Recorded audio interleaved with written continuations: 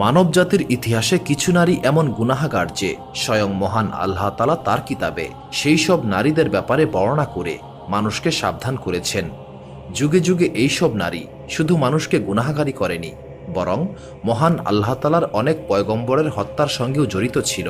প্রিয় দর্শক, চলুন জেনে আসি আসমানি কিতাবে বর্ণিত এমনই কিছু দুর্ভাগা ও দুশ্চরিত্র নারীর কথা।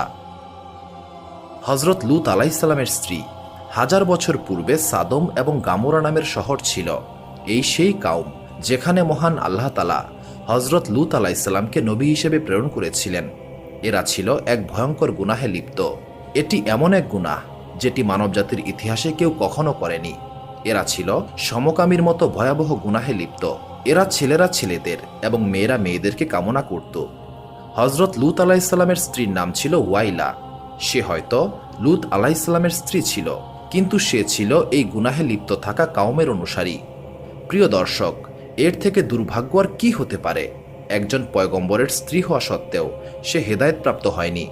যখন হযরত লূত আলাইহিস সালামের কাউম তার কথা মানতে অস্বীকার করে, তখন মহান আল্লাহ তাআলা দুইজন ফেরেশতাকে খুব সুন্দর যুবকের বেশে সেখানে পাঠান, যারা হযরত লূত আলাইহিস সালামের ঘরের সামনে গিয়ে হাজির হয়।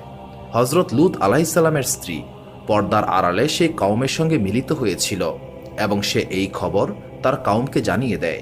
আর সেই কাউমের লোকেরা হযরত লূত আলাইহিস সালামের ঘর চারদিক থেকে ঘেরাও করে।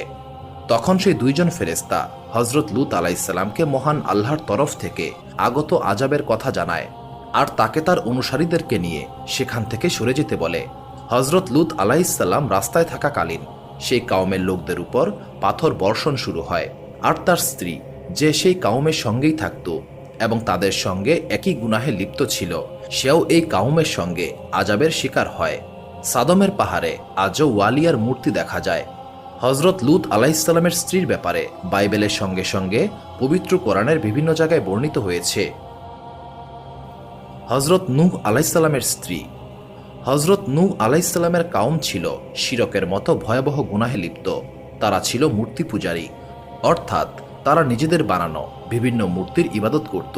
মহান আল্লাহ তাআলা তাদের নিকট হযরত নূহ আলাইহিস সালামকে নবী হিসেবে প্রেরণ করেন, কিন্তু তারা এতটাই বেপরোয়া ছিল যে নূহ আলাইহিস সালামের ঘরের ভেতর গিয়ে তাকে মারধর করত, রাস্তা দিয়ে হাঁটলে তাকে পাথর নিক্ষেপ করে আহত করত, তাকে মজলিসের মাঝে মারধর করত এবং সেখান থেকে ধিক্কার দিয়ে বের করে দিত। হযরত নূহ আলাইহিস সালামের স্ত্রী এই সমস্ত কাফেরদের সঙ্গে মিলিত ছিল। বিভিন্ন মুফাসসিরগণ হযরত নূহ আলাইহিস সালামের স্ত্রীর নাম ওয়াহিলা নামে বর্ণনা করেছেন। সে শুধু একজন কাফিরই ছিল না, বরং তার